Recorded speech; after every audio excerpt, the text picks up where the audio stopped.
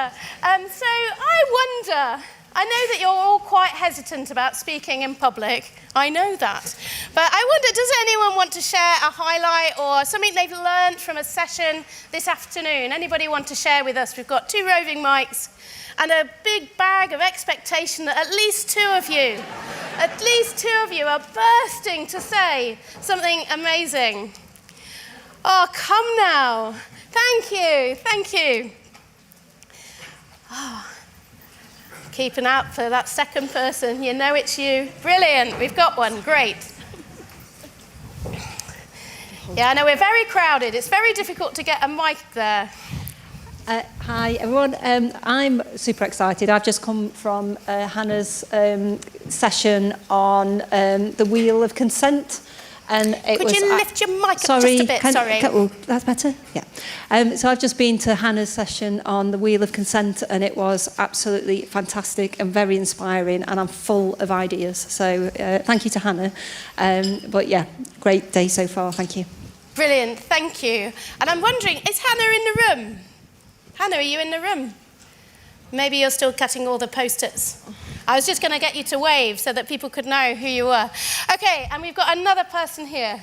Hi, I think the session I went to this morning, which was really inspiring, was the Goldsmith session on community-led engagement in Lewisham, partly because that's where I was born, but also it was just really, really inspiring in terms of how it empowered communities to deliver public engagement, but in a sort of flipping it where it was the communities running the projects and the sort of support from the lead researcher and the brilliant support from the public engagement team. So a really inspiring example.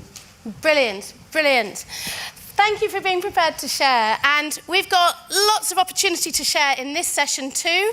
We're going to hear from our lovely engaged Thailand colleagues. And we've also got a great speaker lined up for you, Tanvir, who's going to be sharing some of their practice.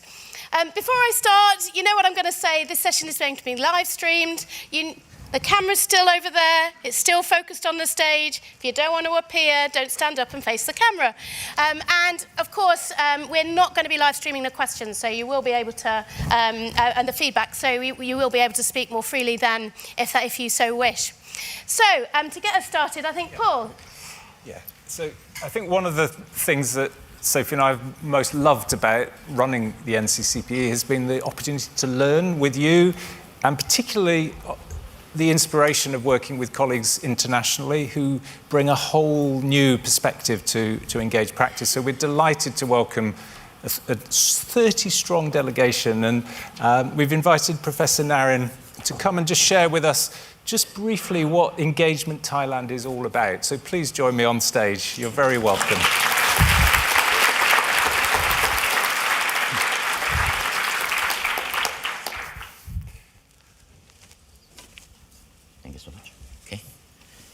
Good afternoon, everyone. First of all, I would like to thank the NCCPE, particularly my dear friend, Paul and Sophie, to give me the opportunity to give you a brief introduction about the network we call it the Engagement Thailand. So you can see that we formed the Association for Universal Social Engagement Thailand, so we call it the ENT. And this network was officially launched on May 16, about 2014, about 10 years ago, by our past chair, Professor Dr. Vichit Sisaan. Unfortunately, he already passed away last year from the heart attack, and I'm assigned to be the second chair of the ENT. So you can see that for the ENT, we want to facilitate and coordinate engagement between university, community, and government, and I think also the private sector, both locally and globally, and to improve Thai university social engagement. And at the moment, we have about 58 universities in Thailand to join together as a member of Engagement Thailand. We have about nearly 200 universities in Thailand, and at the moment, 58. And we want more and more to be our member to just facilitate our public engagement work. So our vision is that the university as a true partner and stakeholder of the community and the society.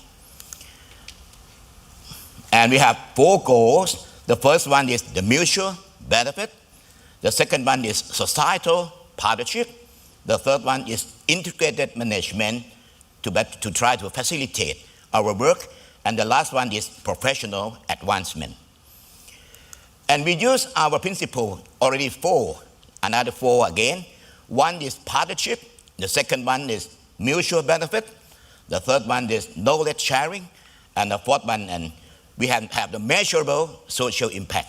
That is the four principles that we try to just let our members know and try to incorporate into each university principle.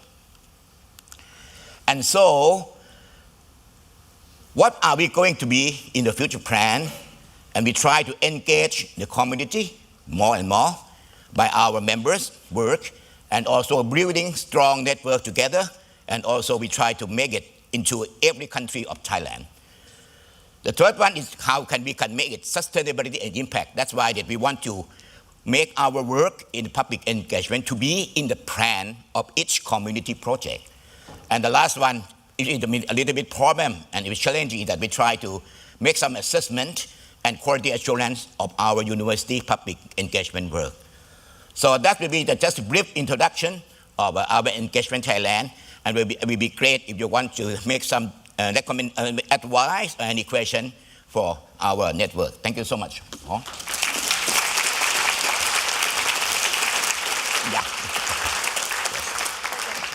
Yeah. So, Narin, you've been working in engagement in Thailand. Right. How does the network support societal engagement, and what kinds of societal engagement does it do? I think that the first one would try to strengthen the capability of our university faculty to be get used and maybe understand the principle of the public engagement. Is the first one. And the second one, we try to organize the meeting and the conference domestically and also internationally. That's why the example that we try to incorporate our Thai member to go to UK for attending this conference. And also the third one, we try to just facilitate the academic advancement of our Thai faculty by using the public engagement work. So this is a very important thing that we try to do. Sure, brilliant. Yes. And what kind of societal engagement are your members doing? Maybe there's a project you could tell us about? You mean that? It doesn't have to be your favorite, just any project. Oh, okay. But I think that one project I think is very important. I'm not sure that it will be good to do, but I think at the moment in any university we have the problem of that mental health problem in Thailand and the mental health problem of many students. And we just set it to be just a network with working together with many universities in Thailand and try to use a principle and concept of public engagement to do that. And this project is ongoing, and we want it to be successful in the near 1 to 2 years from now. Yes. Brilliant. Okay. And so you've brought 30 people with you to the UK. That's a big undertaking. That's like, that's a big undertaking. And you've been traveling around, meeting going to some other universities and learning about them. But what is it that you and your colleagues are hoping to get from Engage? Yeah. I have to say that this is not the first time I come to Bristol. Many times. And many times I've been I think I got a very good idea and inspiration from which we challenge with our friends from many countries, particularly from the NCTP. I think this inspires us, and I want our team to have some good idea, and we will continuously to use this kind of thing to just improve our public engagement in Thailand, and maybe we want to join with NCTP much together to try to build up this kind of thing. Great.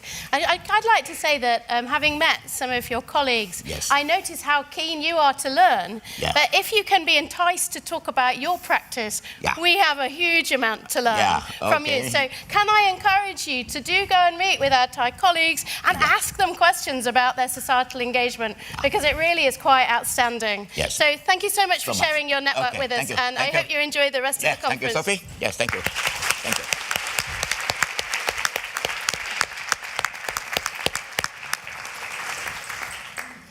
So So, now to our next speaker. And this session, we're wanting to think with you about creative working practices. And I can't be more delighted than to introduce you to Tanvir Bush, who has inspired me and Paul for quite a number of years now with the amazing creative practices that you engage with.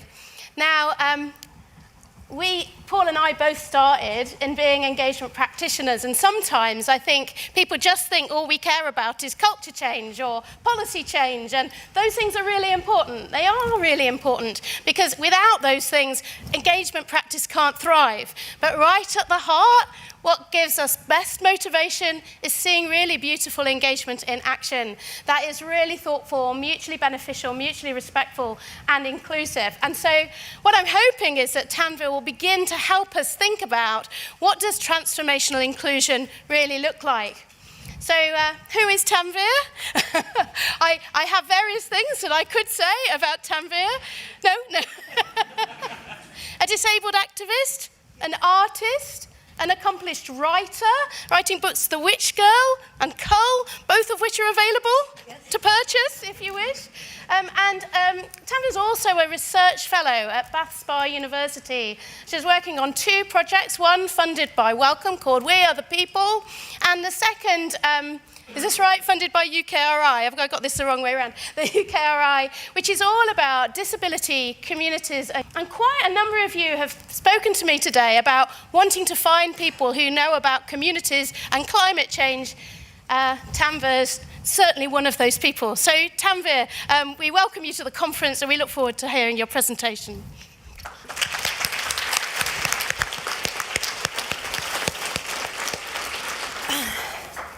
Thank you so much, Sophie and Paul, and thank you so much, everyone, for allowing me to come and speak to you today. I am going to be talking about transformational inclusion, and I'm going to say a little bit about myself in terms of being a disabled activist, because that's going to come into it, into this talk as we go. So I am registered blind. I have a degenerative eye condition called retinitis pigmentosa, which causes me to have extreme tunnel vision. So I look sighted because I'm using the very center of my eye to kind of peer around. I can make out tiny bits and pieces, but I have to scan all the time in order to put a landscape or a room together. I can never see a whole person. I can only see bits of you, which is quite funny. Because you're not telling me what bit I'm looking at. I have my wonderful support worker here, Debbie, who's going to make sure that I don't go too close to the edge of the stage, which I might do just for fun to see how quickly she gets up. Don't do that. Also, what's kind of important about the stuff I'm talking about, for me, is that I started off as a non-disabled person. I never thought about disability. And it was only when I became more disabled I started losing my sight when I was 16, but it was only when I had to stop driving. And then my sight got worse and worse, and now I have a guide dog and I use a cane. But it was only when I then started interacting in the work environment, in higher education, and so on, that I began to become an activist, and when I ended up on the benefit system, trapped for many years. So moving on, so next slide, please.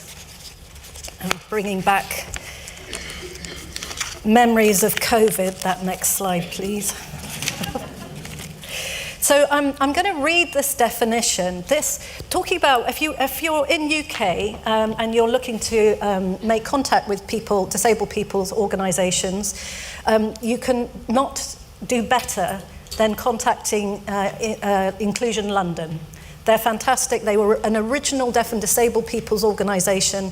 They have fantastic resources. Inclusion Scotland for our Dundee folks and other people from Scotland. Really, really good resources. They're very well networked and they will always help. So the definition is really wide. We use the term disabled people to cover all groups of people with impairments, including people with learning difficulties, people who experience mental distress, deaf people, people with visual impairment, people with hearing impairment, people who are neurodivergent, people with long-term health conditions, people with invisible impairments, and people with physical impairments. We recognize and respect that some of the groups in our definition do not think of themselves as disabled, but we believe we are united by the disabling barriers that we face in a disablist society. So now, next slide, please. I just want to talk about, to put things into context a little bit, and talk about sort of relevant areas of interest. And the most important one is that deaf and disabled people make up nearly a quarter of our communities. So that's 24% in UK, and that's wider across globally. And I just want you to sit with that for a moment. That's a quarter of our communities. Do you know our representation in media, in education, in employment is probably under 0.05.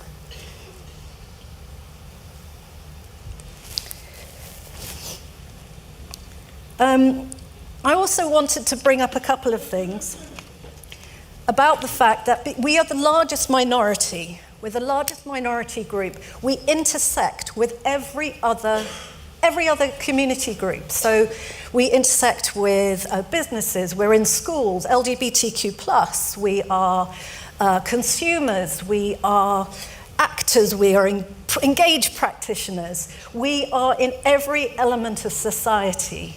And yet, we're the most overlooked and underrepresented group. And it just, considering how many of us are out there, this is extraordinary.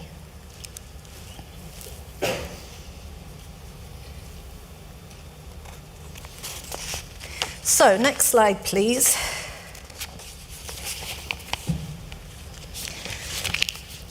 Let's talk about why.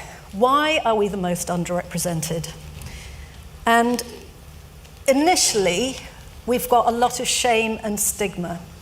We carry, even to this day, and even with all that we know about deaf and disabled communities, we still carry that burden of shame and stigma. And we're also knackered. We're really tired because disabled people have got to deal with embedded ableism. And embedded ableism is endemic throughout all our societies, pretty much. We often have to juggle and struggle with a plethora of other things on top of a condition or conditions just to manage our daily life. So for instance, for me, if I'm off traveling, I need to think about what happens when I get to the airport and I can't see any signage. How do I get on the right plane? When I get on the right plane, how do I make sure I get out of the right gate? All those kinds of things. So everything has to be strategic all the time. Strategic thinking, which means that we are often really, we're really adaptable. We're really resourceful, and we have a lot to give, but we are really tired. Benefit systems are, in this country, incredibly complicated. They're also designed to be demeaning and to put people off. They're designed to be difficult. And in this country at the moment, our current government is, when working age disabled adults move into a different system of benefits soon, they will be losing about £2,000 per year when they move on to universal credit. Now, if you are somebody with a disability who needs additional help with diet, potentially with heating, with electricity for your hoists or any additional costs, your wheelchair, your buggies, that £2,000 that's going to come away is going to be so punitive. We've already had deaths from people who have been sanctioned and not able to receive benefits. Maybe somebody who has mental distress and can't get to a job centre to be logged in, and then they get sanctioned, and all their benefits are cut. It's dangerous in this country to be a disabled person. And also town centres. Town centres do have a subtle apartheid often. If you don't have a town centre that has accessible toilets, that has free blue badge parking so people can get their wheelchairs out of the back of the car, or don't have to walk so far to a shop, you're basically saying, well, we don't really want you in our town centres. And that signals to us as disabled people that we're not wanted. We shouldn't really be seen. We shouldn't really be heard, you know. And yet, we're a quarter of the population. Next slide, please. So, added into the kind of shame and stigma, the problem with unchallenged ableism is that it creates power imbalances. And that affects all our communities, because that means that the real voices, the true voices, are not being heard. And it also means that people are not, you know, all this wonderful, adaptable, resourceful, you know, thoughtful people who have got lots to give their communities are not being accessed, not being brought in, not being brought to the table. And a recent example of that is, and again with the shame and stigma, I was visiting family in the States last week, and my elderly relatives, who are both brilliant professors, brilliant, but they're moving into their 80s, and they've both been hit by age-related conditions that have caused them to become disabled quite rapidly. And they are both really struggling, very distressed, because they haven't had any, because they haven't been around other disabled people. So they have no wealth of knowledge. They've got nothing, you know, they don't have any takeaway strategy. And I felt really bad about, you know, I was able to kind of talk a little bit about strategy with them, but, you know, I'm only there briefly. And I just think, what a waste of all that incredible talent, and it, you know, it shouldn't be that way. Next slide, please. Oh, sorry, I think we've gone a bit ahead. Sorry, can you go back one? Yeah, that's it. So that's transformational inclusion, isn't it? Great. So, transformational inclusion. It's really simple. It's a really simple mind shift, but it's a phenomenal mind shift because of all the ways that we've been brought up to think about disability, and all the ways we've been brought up to think about other, and all the non-representations, so we don't know, we don't have it in our culture. But instead of thinking about them and us, to just start thinking about us. It's that simple. Instead of thinking about how can we help them? How can we help you? How can we all help each other? And especially when it comes to disability, every single one of us will have at some point an experience of being disabled. I mean, that could be a sports injury, it could be age-related, as in my wonderful cousins. It could be grief, it could be anything, but we will all experience it. There isn't an us and them. To be disabled is to be human. Yes, next slide, please. So one of the strategies that I don't know what, it's kind of the methods that I would employ. I'm really interested in the science and application of compassionate empathy. And the reason why it's compassionate empathy and not empathy is because they've done quite a lot of research in the medical world with medical practitioners. You can become overwhelmed if you are empathic. So you don't want a surgeon who's going to be so empathic they're just going to be kind of weeping and crying and terrified. It's not good. It's not a good look. But you also don't want them to be so cold that they have no ability to understand your fear and your anxiety. So compassionate empathy is about bridging that gap. To be compassionate means to take action to alleviate suffering. So it's not that we don't recognize the emotion that's involved, but that we then aspire to take action in whichever way we can, with our voice, with our presence, but we take action somehow to move whatever the issue is further into resolution together. And it really involves listening skills, focusing on the lived experience of the people who are telling their stories, in whichever form that might take. And it also then bridges the problem of unconscious bias. I can't be empathic, completely empathic, if I don't speak the same language as you. I come from a different culture, a different religious background, or you're a Trump supporter. But, I can empathize compassionately. I can be there, and that gap can be bridged by my understanding, and it can change theory of mind. Next slide, please. Right, okay, so I'm going to teach some of you how to suck eggs now. But some of you may know this, some of you may not. If you don't know this, this is a really, really useful model. The social model of disability was designed by disabled activists and academics in the 90s, and learned a lot from the American disabled movement as well. And the idea is that it reverses the medical model. The medical model points the finger and says, it's your fault. You're kind of gross. You've got a disability. It's your fault. You can't get up the stairs. It's your fault you can't see the signs at the airport. You deal with it. The social model tips that over. So if we go to next slide. Yes, I think that is, medical model. This is the medical model. So this is the finger pointing. The person is the problem. Everything is about the problem. When we reverse it with the social model, next slide please, we realize that actually a lot of what is disabling is societal structures and structures of power and imbalance that are in place. So, the fact that I'm here and able to talk is because I've been completely enabled to be here.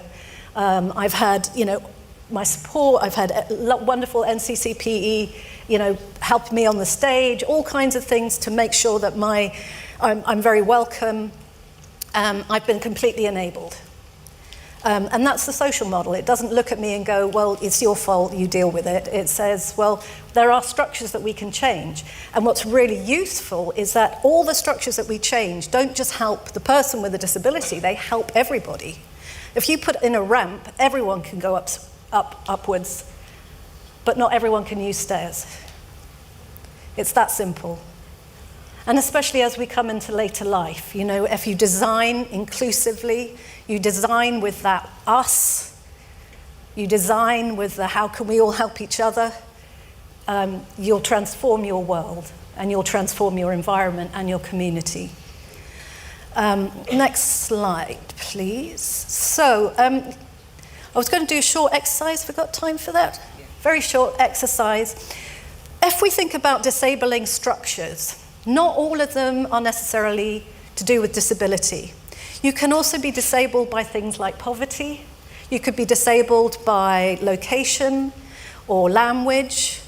So I was just going to ask you to take a few minutes to think about yourself and potentially how you have found yourself in a disabling situation, in a situation where you've been disabled by something, a structure that potentially could be changed, or that you know of somebody who might have experienced a disabling situation, which was not their fault, but was that appeared to be, that was pointed at them. Does that make sense? Yeah. Yes? Great, okay. Couple of minutes? Yeah, wonderful. So have a chat around the table or write down or just shut your eyes and have a think about it.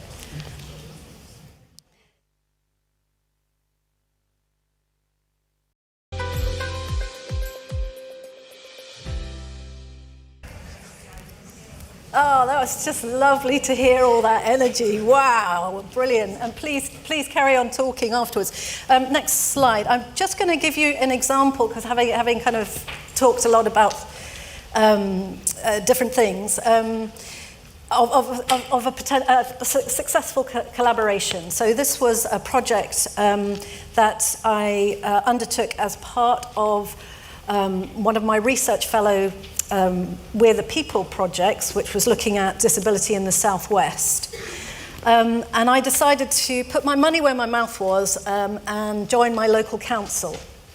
So I joined Corsham Town Council, and because I wanted to explore kind of what that means as a disabled person in local government. Really importantly, let me just say, it's one of about 10,000 local councils in UK. We've got about 14,000 people, so it's a bit of a Goldilocks town, Corsham's, where I live. It's small enough that our local council, our little council, can be really engaged and agile, and we can get things done. And we can also, really reach out through social media. We can find people. And our local council is really interested in, their strategic plan is all about health and well-being. So next slide, please. And we'll quickly go to the next slide. So I was thinking, how could we bring local council and local community groups and our research project together? And so I facilitated a festival of disability and inclusion. And I deliberately went with that title because it's quite in your face, and I thought it would be quite good in terms of getting people a bit to react. And we used lots and lots of different ways over a week of engagement to kind of entice and tickle people and bring people in to talk about how they felt about inclusion within the town. And we were also trying to reach out to our disabled communities. So we actually used exhibitions and provocations. We had a graffiti wall. We had a flash mob. We used, there's a natural theatre company who have some disabled actors and performers. We had town surveys and lots of social media and endless coffee and cake. You've got to bring the cake, Next slide, please. I think that's just some photographs of the provocations and the exhibition boards. Next slide, please. And then, because sadly, while we were doing the week of events, the Queen passed away, so we had to move some of the critical town hall engagement, the discussions, a bit later into the year. And again, we brought people together with the town council, and we had lots of examples of good practice. We had a panel of experts, and again, we had just more sort of boards and sketches, and people could put their ideas together within the two town hall meetings. Next slide, please. And the outcome was wonderful. We have now got same difference. From the festival, we have now got a deaf and disabled people's organisation in Corsham, which is one of only 2 in the whole of Wiltshire. So it was a wonderful outcome. And already our little DPO, it's only small, but it's feeding back into the local council, it's feeding into the town strategic plan. Our local council is using easy read and large print and really thinking about their deaf community as well. We're hoping to start a deaf club. And because of a lot of the changes that are going to be happening with the benefit system and things, we're going to be needing to do a lot more support, obviously feeding into things like the food bank and so forth. So it's very exciting outcome. So I'm really pleased with that. And I think apart from the one last thing, which is the sim specs, which is, I think that's nearly it from me. I have brought a ton of what we call simulation specs. And they'll be dotted around the table. So if you can see this, it's a very simple cardboard cutout. Now, for some of you, there's no reason why you need to do this. It's in the center of the eyepiece. There are two little holes that Debbie has spent all evening popping them out. Popping them out, because we didn't want you to do it while they were on your face. This represents how I see. It represents retinitis pigmentosa in the simplest way. I don't see black, I see white, so I have no peripheral vision. I see slightly less than this, and my colour vision is going. However, we thought it might be interesting, if you felt like it, to do a bit of, to pair up and maybe do a bit of guiding and reflecting on, not in, isn't this awful? Please don't. It's just a different way of being in the world. It's a different way of seeing the world. It's not a disaster, having this condition at all. And in fact, in many ways, even though there are difficulties, and I'm not putting those aside, and I do grieve for what I can't see and my colour vision, it's also given me immense opportunities. And we really do need to stop thinking about disability as an appalling thing, especially, visual impairment and blindness, which people tend to be terrified of.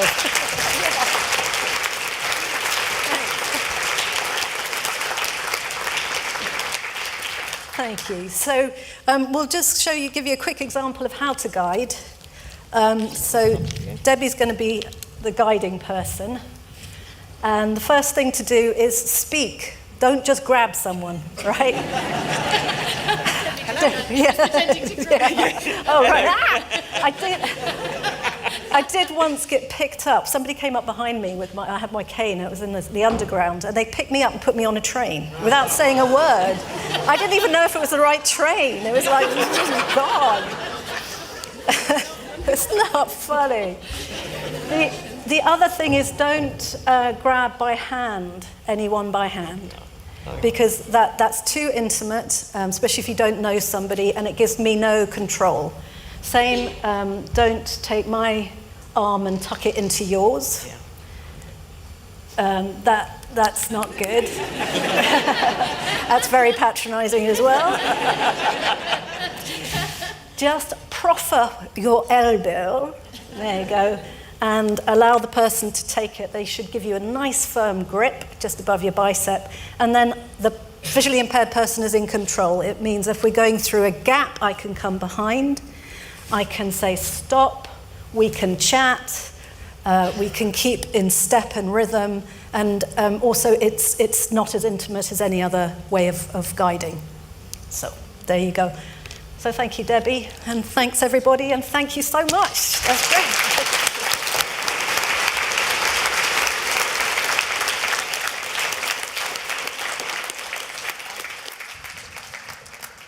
Well, I knew you were going to be good. We've got the next slide now with your contact details. I imagine that you may be attracting quite a lot of interest. So I feel I should pass on to that quickly. If we could have the next slide, there's a chance to ask Tanvir questions. So please take this opportunity, mentee some questions to us, and then we'll pick up the conversation in a few minutes. Yeah.